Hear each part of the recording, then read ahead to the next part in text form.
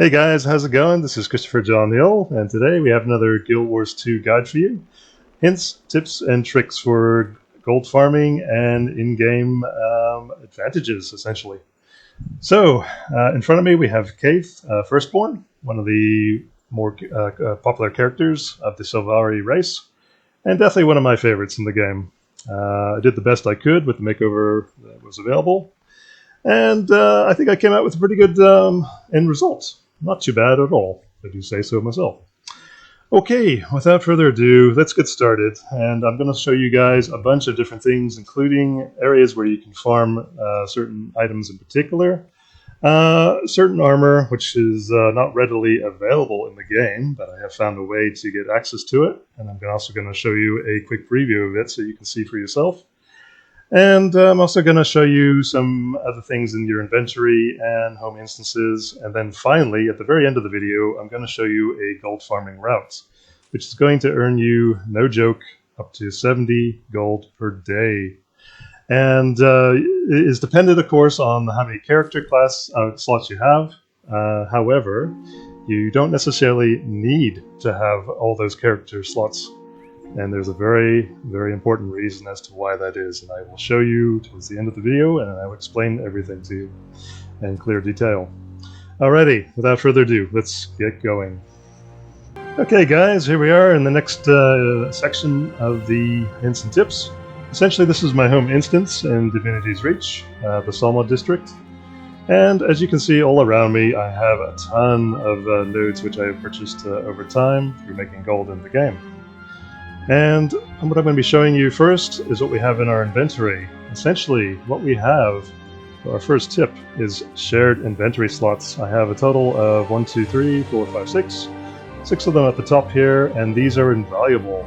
I would highly recommend you guys get at least a couple of these, because whatever you put in these slots, you can essentially share across all your characters. So any character can access them.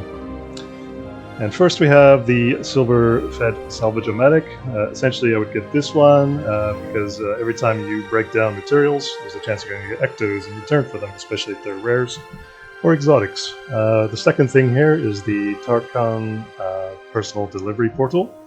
I'm going to be explaining more about this in a moment, but essentially you can click on it and use it to sell items, invaluable. So this is like having a merchant, guys, and I got this through gambling, essentially. So I will show you that very soon.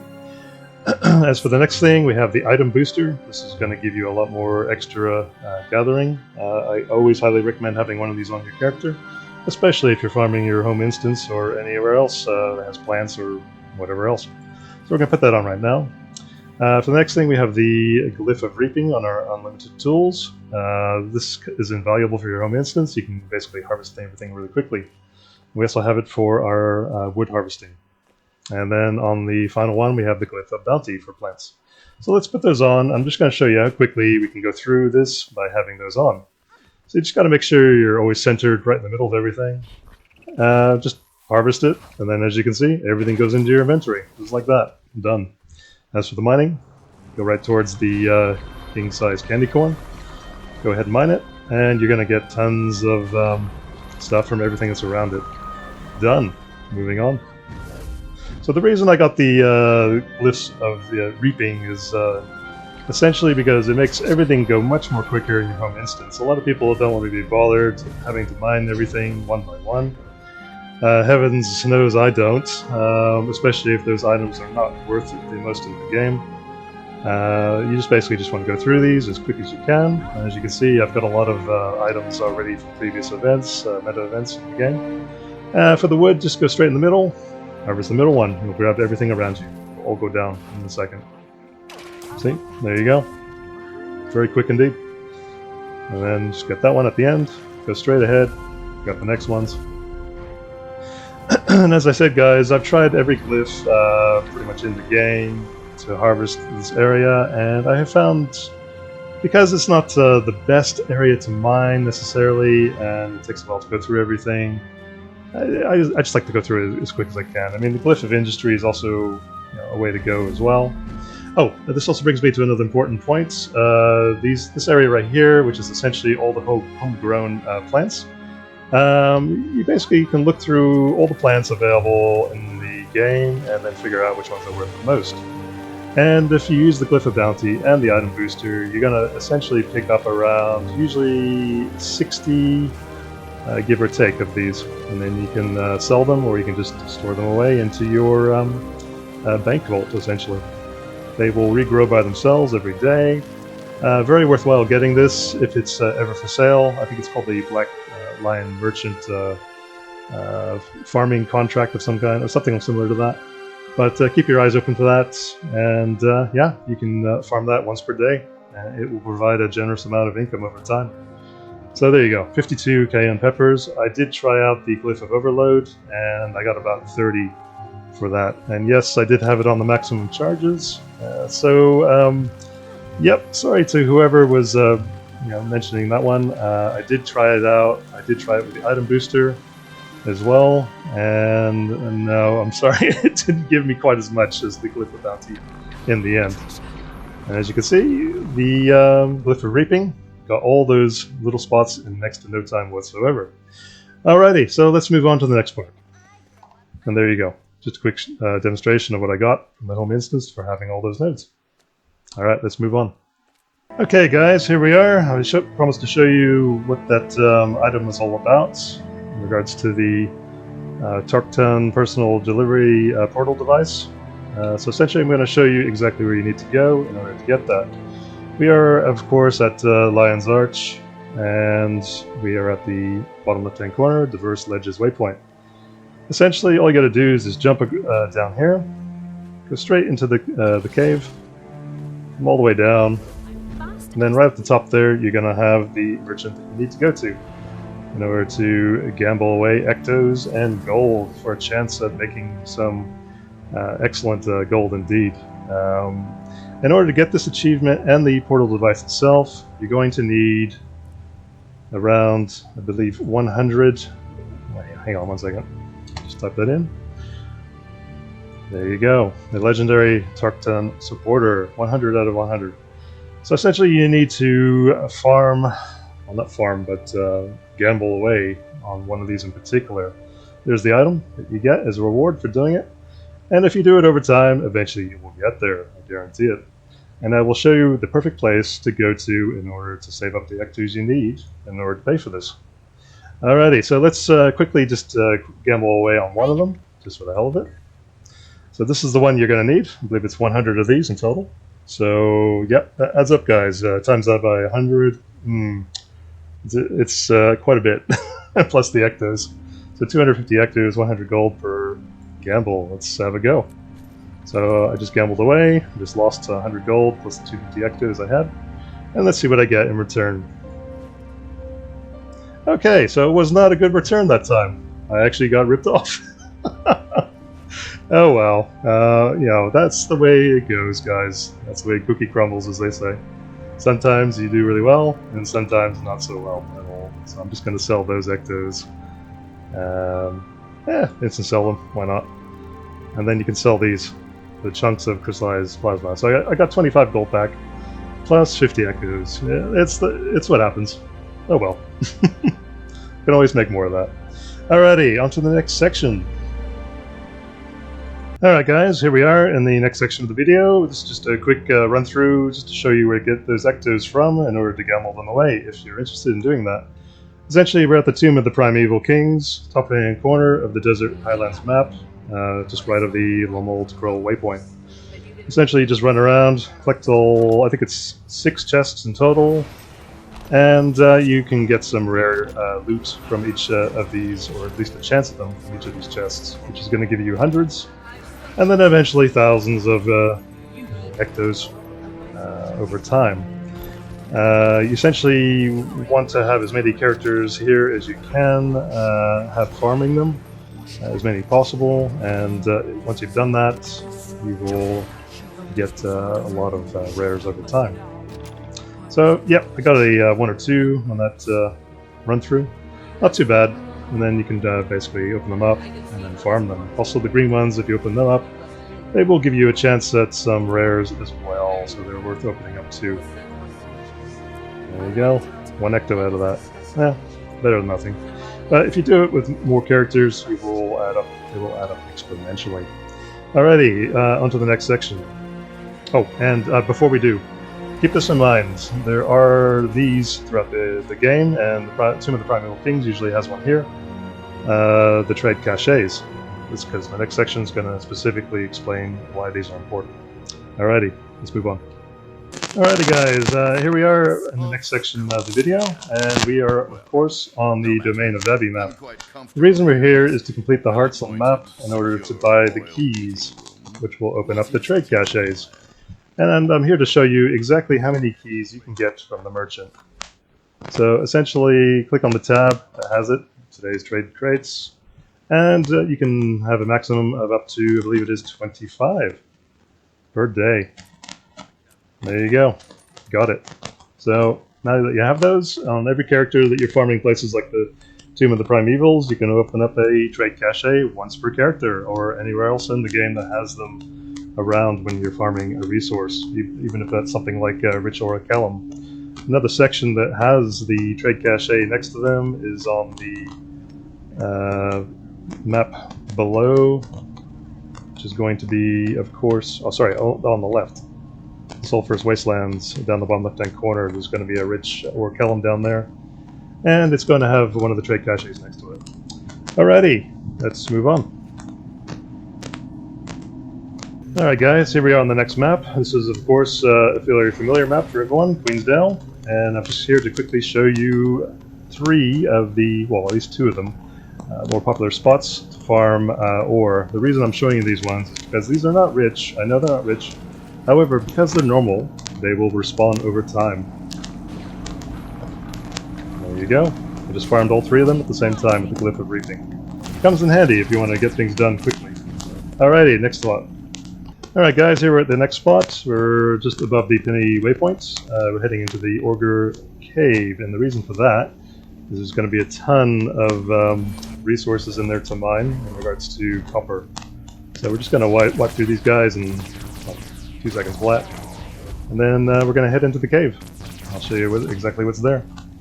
It's a good spot for new players, it's a good spot for old players, and essentially the only thing you have to deal with is the ogres. I mean, you don't even really have to if you're like level 80, you just go right past them. And then you can mine all this ore that's inside the cave itself.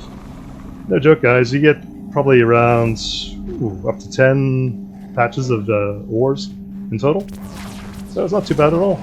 And once you got like these guys out, they'll go down 2 seconds flat. There's even a rich one there, if you wanted to mine that as well.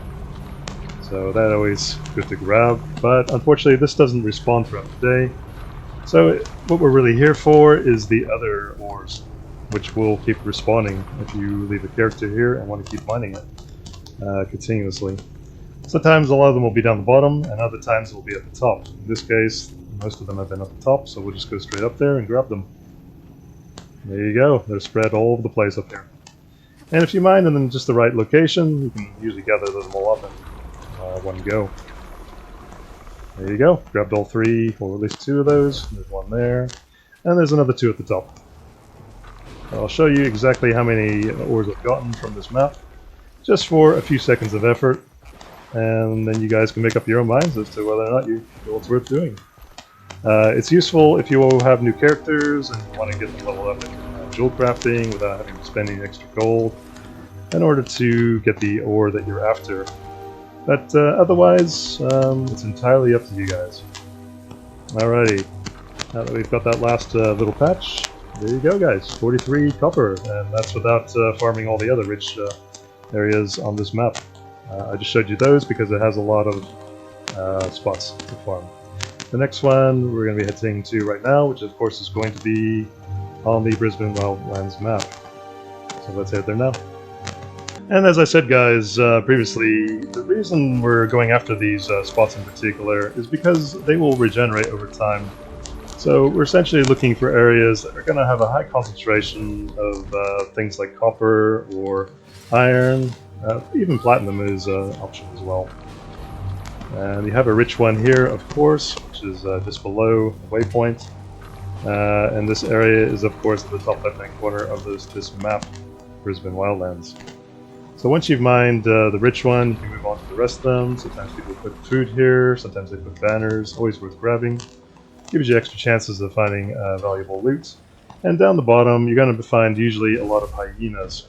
You can wipe them out quite easily with a thief, dual pistols, and like 2 seconds flat. So, you know, this is probably the most ideal character to be farming this particular location because of that fact alone. And sometimes you're going to have all these clumped up nicely together, other times not so much. It's just random chance. But if you have a glyph of industry and you want to get through a lot of patches of iron quickly, yep, you can always go down that route. And speaking of glyphs, I'm going to be showing you those in a second, so just bear with me. You can go up the top and you will find even more of the iron and silver. Usually there's going to be more iron here than silver, and it's just a matter of taking the time out in order to grab them. Entirely up to you guys though, I'm just showing it to you so it's where it's here. Alrighty, in regards to showing you the glyphs, hit O for the trading post. Type in glyph into the search bar, and then you're going to have these come up. Hit the price tab a couple times to get the most expensive ones, and there you go. You have all the glyphs in the game available to buy from the trading post. This is just for anyone that's not aware of it. They are here. Yes, they cost a significant amount of gold, but once you have them, you don't need them at all anymore. So essentially, you can get by with just one, or you can buy 3 of them for each of your tool types. It's entirely up to you. There's everything here, and as you can see, the glyph of reaping is available as well. I would recommend basically putting a bid on everything in order to get the lower price, if you're willing to have a little bit of patience and to wait for it. But as you can see, the most popular ones in the game are the volatility, the reaping, the bounty, and of course the industry. Everything else after that is entirely up to you guys. You can go for them if you want to, but usually the more expensive ones are a telltale sign of what is the most useful glyphs in the game, and that is for very important reasons indeed. Alrighty, moving on. Okay, here we are guys on the next map. This is of course going to be Mount Maelstrom. And the reason we're here is usually next to this waypoint, the Criterion waypoint, which is at the top left-hand corner of the map, you're going to find a ton of platinum scattered along here. There's also a rich one down here, sometimes 2 of them, side by side. It's entirely random, of course. But if you want to get the platinum that's going to respawn over time, then this is definitely the spot to come to. Because you're going to be finding usually a significant amount of platinum. Usually around about 3 of them, sometimes more. It's entirely random, but always worth checking out. And here, of course, is the rich platinum vein, and sometimes you'll even find an additional one right next to it. So, always worth getting. It's not too far away, with minimal effort to grab. And sometimes you'll get an extra 1 or 2 nearby, I guess. And there you go. And just above this, sometimes it will also be a rich vein, and sometimes just a normal one. Always worth checking it out too. And it should be right around, yep, there's one right there down the bottom. But usually the one that is rich is around right here. Okay, moving on. Alright guys, here we are again. I've logged in one of my other characters just to show you something very good to look at. It is the armors, of course, armor sets. So let's have a look at them right now. Essentially access your wardrobe and yep, we'll get right to it. Alrighty, so essentially we're going to be having a recipe that we're going to be specifically after. And this recipe is going to be called, of course, Bounty, the Book of Bounty. So essentially Bounty Hunter. At the moment I have some of the recipes. I'm building up all the recipes over time because each week one recipe becomes available from a specific NPC. And let's have a quick look at the armors.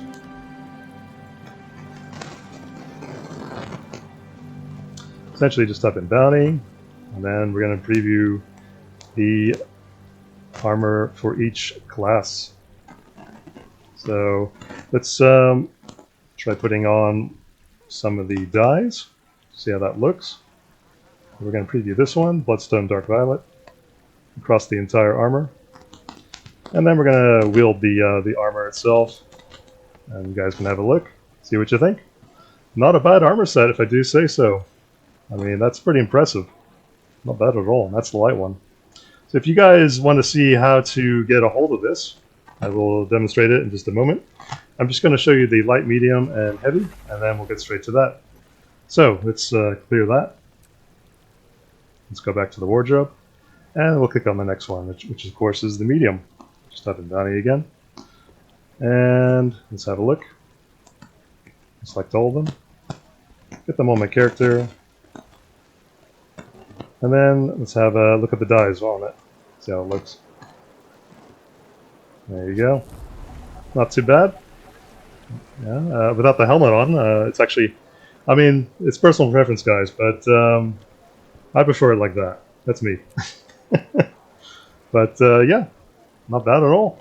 Looks like a pretty badass armor. So I'm pretty impressed. Alrighty, let's show the next one with the preview. And the heavy one, guys, this one is a very good one indeed, so stay tuned. Alright, so let's type that in. Let's have a look at this one. Alrighty. Okay, let's close that down. Let's have a look at this with the preview on. And there you go, guys. Heavy armor. Not bad. Not bad at all. So let's show it wielded. Wow. That's pretty cool. Love that armor. That is like dungeon armor, if you ask me, if not better. I love that. And that bit around the top that goes around the side. Pretty awesome. So let's clear the helmet again. Have another look. With it wielded. Yeah. It's pretty badass. Alrighty, so in order to get this, I'm going to show you exactly where we need to go. So let's head there now. Alrighty guys, here we are on the map that we need to be on. Of course, this character, Priory Historian Elisa, she moves around to different maps every week. I believe it's every Monday, and she stays on the map for 7 days in a row, and then she moves on to the next one. I believe you can look up the wiki, see exactly where she's gone. But at the moment, she is on the Alone Riverlands map, and actually, we came in on this waypoint here, Olisher's Oasis Camp waypoint, and we made our way all the way down to right here below where the vista is. So I had my waypoint off a little bit there. There we go. So just below the vista, she's here currently. So let's have a quick look at what she's got on her, and I'll show you exactly what you need in order to get what you're after. Essentially, each week she's going to sell a different recipe. At the moment, it's the Book of the Bounty Hunter Gloves. So this requires, of course, trade contacts, the karma, and of course the ley infused sand. Luckily, you guys, you can buy this off of the trading post. People can sell it on there, so it's for sale all the time. Just buy what you need, and the rest of it's pretty straightforward. The trade contracts you can easily get from the Tomb of the Primeval Kings for basically looting the chests. It will give you each trade contacts every time you open up a chest. So if you leave characters there and just start farming away, eventually you'll have what you need in next to no time. At the moment I have 74,000, 287,000 karma, and the 382 ley infused sand. This recipe, as I said, changes every week. Look it up on wiki and you can find exactly where she is. Just click on the map when the picture comes up, and it'll show you where to go. It'll be like a little trail on the map itself. I didn't know that at first. I looked at the map when it was miniaturized, and I was like, hey, wait a minute, they're not showing exactly where it is. And then I clicked on it, enlarged, and then boom, yep, there it was. Alrighty, now I'm going to show you guys the final thing for the day, how to earn up to 70 gold per day. And it's guaranteed gold, guys. I'm not lying. It's definite gold. And so far, I don't see it going away. So let's get to that now, and away we go. Alrighty guys, here we are on the map we need to be on, and this of course is a very familiar map to many people, but for anyone that doesn't know, Verdant Brink. And we are at the first waypoint on the very right hand side of the map, the Shipwreck Peak waypoint. Essentially, we're going to be going through the ravine here, all the way up here, all the way up here, and then go all the way down. And I'm going to show you a couple more tips and tricks just after that. Alrighty, so make sure your Glyph of Bounty is on your harvesting sickle. There we are. Yep, it is on. And make sure, of course, your item booster is on as well. So let's use another one of those to refresh it. There we go. Okay, so basically start up here, start harvesting away, and you guys are going to be earning, no joke, if you farm it on every character you have, you're going to be getting around 70 to 80 pearls. And cloaking comes in handy here if you want to avoid the raptors and don't want to have to deal with them. So essentially I'm going to do that right now. I can just go straight through them and not worry about them at all. It comes in handy, guys, if you have a thief, but any character can come through here and wipe them out if you want to. And sometimes, as you can see, there's nothing even there at all. So if there isn't, just move on, go past it, and just grab the mussels as you go. You're going to be finding a ton of freshwater pearls. They're going to be dropping more often than not. And you're going to have a ton of events that are going to be occurring all around you at random times. Just pick up basically all the flax, all the mussels, all the jungle plants. If you see any of those at all, just instantly grab them, because they will definitely pay off in the long run. And if you keep farming them, eventually you're going to be picking up a ton of freshwater pearls. It takes a little while to do it, guys, on 70 characters, but if you have the patience, it does pay off in the end. And as I was saying, you don't need to necessarily have 70 character slots. Sometimes the map will ask you to volunteer to go to another map, which essentially refreshes all these mussels again, which is going to give you another shot at getting freshwater pearls. And that way you can farm, like if you say had 35 characters, you're going to be farming for 70 characters. It happens quite often, especially the longer you stay on a map. And down here, sometimes you're going to be finding a rich vein, and sometimes flax. Other times it's not going to be hurt at all, but if it isn't, just move on, go straight past this vine right here. And sometimes you'll find a large airship drop, and sometimes even a jungle plant, or flax as well. And then past that, you're going to have the strongbox down here, which is a chest which is always available, normally on the map. And then finally, down the very bottom, sometimes you'll find orichalcum, sometimes you'll find rich mithril. It's worth checking it on one character when you're farming this map, or if you go onto a new instance. Sometimes you will find valuable resources indeed. On this occasion, I wasn't lucky, didn't find any, but I assure you, sometimes they are definitely there. And at the very least, we picked up a couple more flax and a little bit of mithril. So at least we got something in the end, which isn't too bad. Alrighty, so after this, head straight up to the waypoint up here, which is the Caithe waypoint. And down below that, you're going to find basically a whole ton of flax you can farm to finish off the farming run for each character. Essentially, you're going to want to go through each character one by one and just go through the whole lot of those.